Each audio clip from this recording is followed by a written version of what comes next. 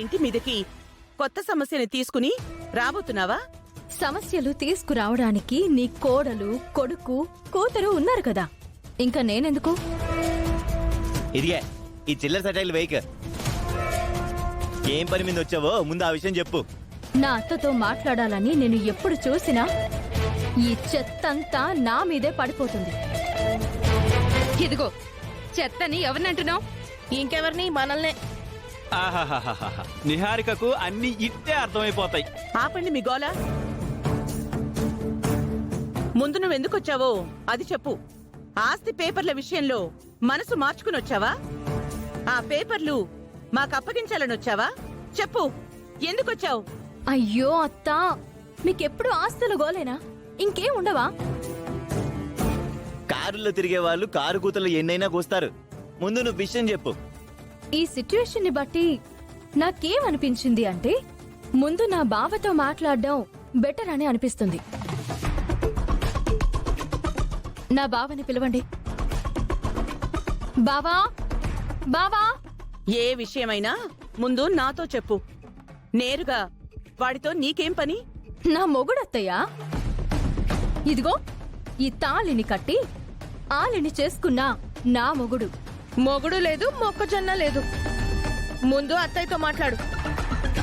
అమ్మా అవని, శ్రీకర్తో నువ్వేం మాట్లాడినా తర్వాత వీళ్ళకి తెలియాల్సిందే కదా. ఆ విషయం ఏంటో చెప్పమ్మా. అభిమానులు, ప్రేక్షకుల కోరిక మేరకు చెప్పక తప్పడం లేదు.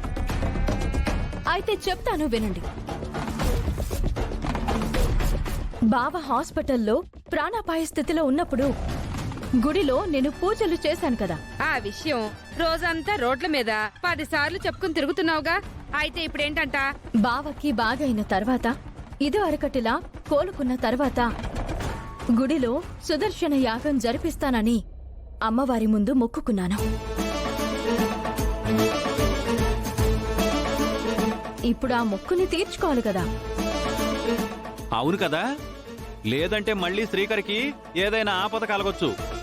అందుకే నేను, నా భర్త, నా కూతురు కలిసి ఆ యాగంలో కూర్చోవాలని అనుకుంటున్నాం. రేపే జరిపించాలి. ఈ విషయం బావతో చెప్పాలి. ఇప్పటికైనా బావని పిలుస్తారా? అసలు నీ గురించి ఏమనుకుంటున్నావు? నా కొడుకుని యమధర్మరాజు యమలోకానికి తీసుకువెళ్లిపోయిన తర్వాత నువ్వు యమలోకం వెళ్లి తిరిగి తీసుకొచ్చినట్టు తెగ మాట్లాడుతున్నావు. ఏదో ఒకటి చేసి ఈ కుటుంబంలో కలిసిపోవాలని అనుకుంటుంది. ఈ మధ్య శ్రీకర్ గాడు కాస్త దీని వైపు తిరిగేసరికి ఈ అమ్మగారు మరీ రెచ్చిపోతుంది. నా కొడుకుని పంపించడం కుదరదు. ముందు నువ్వు బయటకెళ్ళు. ఇందాక నువ్వేమన్నావత్తా? యముడితో పోరాడి భర్త ప్రాణాల్ని దక్కించుకున్న దానిలాగా బిల్డప్ ఇస్తున్నావు అన్నాను. అయితే ఏంటి? ఇప్పుడు చెప్తున్నాను వినత్తా.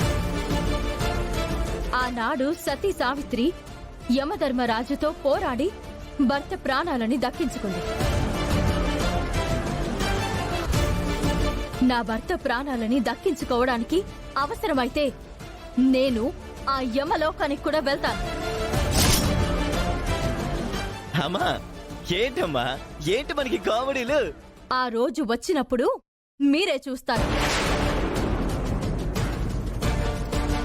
పురాణాలలో మహాసాధ్విలాగా కొలవబడిన స్త్రీల గురించి, చరిత్రలలో వీరనారీమణులుగా నిలబడిన స్త్రీల గురించి ఎలా ఇప్పటికీ చెప్పుకుంటున్నారో నా గురించి కూడా అలా చెప్పుకుంటారు.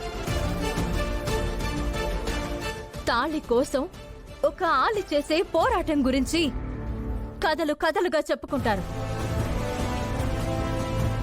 నా కథ ఒక పురాణం అవుతుంది, ఒక చరిత్ర అవుతుంది, భావితరాలకు ఆదర్శం అవుతుంది, స్త్రీ జాతికి నిలువెత్తు నిదర్శనం అవుతుంది. నా సంకల్పం ఎప్పుడు మంచిదే. నేను అనుకున్నది జరుగుతుంది. యాగం దగ్గరికి బావని నువ్వు పంపించకపోయినా ఆ దైవమే రప్పించుకుంటుంది. మీ అందరి సమక్షంలోనే నేను యాగం జరిపించుకోవాలని ఆశపడుతున్నాను. ఖచ్చితంగా నెరవేరుతుంది.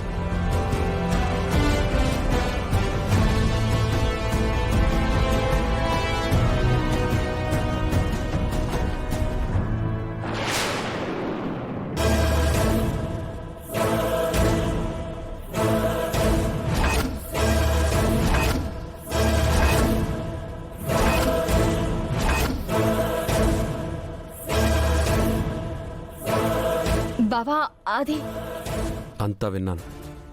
ఆ, నా ఉద్దేశాన్ని అందరూ తప్పు పడుతున్నారు బావా. యాగం నీకోసమే. రే శ్రీకర్, దీని మాటలకి నువ్వు లొంగిపోకురా. హాస్పిటల్లో నీ కూతురితో మృత్యుంజయ మంత్రం చెప్పించి దానిని దగ్గర చేయాలనుకుంది. ఇప్పుడు యాగం రోగమని చెప్పి నీకు దగ్గరవ్వాలనుకుంటుంది. అక్షయ్ను ఎలాగైనా అపహరించుకుని పోతాను. అక్షయ చావు నా చేతిలో ఉంది. అది రేపే అవుతుంది. నేను చెప్పిన దాంట్లో అక్షరం కూడా తేడా ఉండదు.